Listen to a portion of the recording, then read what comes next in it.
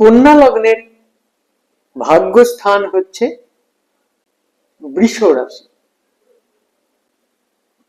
বৃষ রাশির অধিপতি গ্রহ হচ্ছে শুক্র।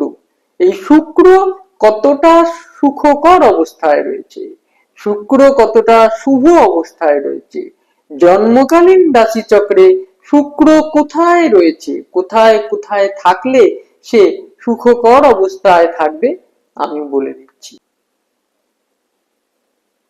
এই শুক্র যদি বৃষ রাশিতেই থাকে, অর্থাৎ নিজের ঘরে, ভাগ্যস্থানে, সুখকর স্থানে, আনন্দময় স্থানে, তাহলে তার ভাগ্যক্ষেত্র শুভ।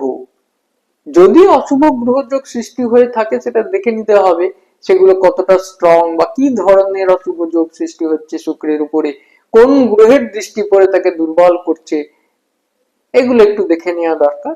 তার জন্য তার প্রোটেকশনে আছে, তার জন্য তার ব্যবস্থাও আছে, শাস্ত্র মতে বিধি মতে তার ব্যবস্থা করলে সেই জায়গাগুলো কাটিয়ে দেওয়া যায়।